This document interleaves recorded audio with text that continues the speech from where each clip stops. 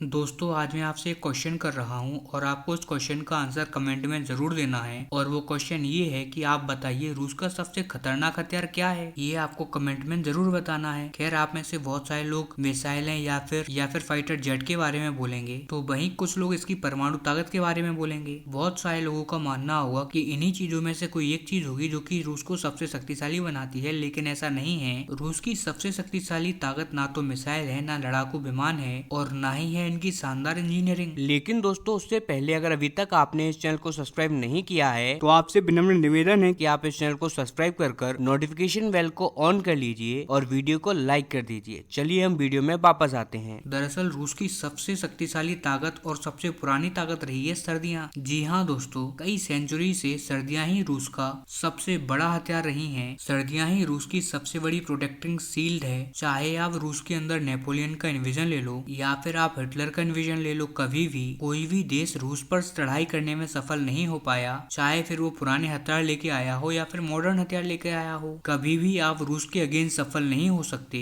खास करके सर्दियों में। और सबसे खास बात आप ये जान लीजिए कि जब तक अफगानिस्तान का युद्ध नहीं हुआ था ना, तब तक रूस की सर्दियों को ये खिताब हासिल था कि ग्रेवयार्ड ऑफ एंशिएंट एम्पायर। चाहे नेपोलियन हो या फिर हिटलर हो, सभी का साम्राज्य रूस की सर्दियों पर ही खत्म हुआ था। और जब रूस फिर से सबसे बड़े खतरे का सामना कर रहा है, तो वो अपने इस एशियन हथियार को निकाल लाया है। दरअसल आप ये रिपोर्ट देखिए आपकी स्क्रीन पर। रिपोर्ट निकलकर सामने आ रही है कि रूस ने 100 से ज्यादा अटैक स्टार्ट किए हैं यूक्रेन के अलग अलग ठिकानों पर। और ये सारे जो ठिकाने हैं, ये हैं यूक्रेन की पावर ग्रिड, यानी कि यूक्रेन की जो बिजली है उसे नष्ट किया जा रहा है। और कुछ इस प्रकार से नष्ट किया जा रहा है कि इनको दोबारा से खड़ा ना किया जा सके। और इसके लिए वो बड़े बम्स यूज कर रहा है। मेगा लेवल की जो मिसाइलें होती हैं, हाइपरसोनिक क्रूज मिसाइलें, इनका इस्तेमाल किया जा रहा है with a very large warhead, ताकि जब भी धमाका हो वो इतना लार्ज हो कि पूरा बिजली घर ही उड़ा दे। अब आप लोग कहोगे कि बिजली घर उड़ाने से आखिरकार क्या होगा, तो मैं आपको बता दूं कि जैसी सर्दियां रूस में पड़ती हैं, ठीक वैसी ही सर्दियां यूक्रेन में भी होती हैं। और वहाँ पर सर्दियों में बिना हीटर के रह पाना संभव है। और वहाँ पर हीटर बहुत अलग तरीके का होता है। जैसे कि हमारे यहाँ पर बिजली से चलने वाला हीटर होता है, वहाँ पर हीटर चलता है पानी से, यानी कि एक सेंट्रलाइज सिस्टम होता है जहाँ पर पानी को पहले गर्म किया जाता है बिजली की सहायता से, और इतना गर्म किया जाता है कि वो उबलने लगे। और रूस के हर घरों में जो पाइपलाइन डली होती है, उस पाइपलाइन से उस गर्म पानी को गुजारा जाता है, और उसी गर्म पानी की वजह से घर भी गर्म रहते हैं। हालांकि अभी तक पानी उबालने के दो तरीके के सिस्टम मौजूद थे। पहला सस्ता तरीका है कि आप गैस का इस्तेमाल करें और गैस से उस पानी को गर्म करें, लेकिन गैस तो आती थी सारी की सारी रूस से। अब यहाँ पर युद्ध हो गया और गैस बंद हो गई, तो अब ये पूरा सिस्टम चल रहा है बिजली पर। और ये बिजली यूक्रेन को मिलती है यूरोप से। और इसीलिए रूस को पता है कि यूक्रेन के ऊपर भयंकर दबाव है युद्ध को खत्म करने का, न केवल अमेरिका से बल्कि यूरोप से भी। अब तो इनकी खुद की जनता भी थक चुकी है। लगभग 2.5 साल होने को आए हैं, लोग लगातार मारे जा रहे हैं, और इनकी जनता चाहती है कि जेलेंस्की अब शांति प्रस्ताव की तरफ बढ़े। और इस चीज को इंटेंसिफाइड करने के लिए, यानी कि दबाव बढ़ाने के लिए, जेलेंस्की पर स्पेशली यूक्रेन की आम जनता इसीलिए इस प्रकार के एक्शन ले रहा है रूस। और वो सर्दियों को एक तरीके से वेपन के रूप में इस्तेमाल कर रहा है, सर्दियों को अपना हथियार बनाकर यूक्रेन के ऊपर से चला रहा है। और आप यकीन मानिए, ये यूक्रेन के अगेंस्ट बहुत ही इफेक्टिव भी साबित हो रहा है। हाल ही में यूक्रेन के राष्ट्रपति जेलेंस्की ने बयान ये दिया है कि अब वो रूस को अपनी को जमीन देने के लिए तैयार हैं और वॉर खत्म करने के लिए भी रेडी हैं। अगर सही प्रस्ताव आता है और सही तरीके से नेगोशिएशन की जाएगी, तो रूस युद्ध खत्म करने की तरफ आगे बढ़ेगा। और इस चीज का इशारा उन्होंने दे दिया है। और उन्हें पता भी है कि रूस से ये पूरी जमीन तो नहीं ले सकते,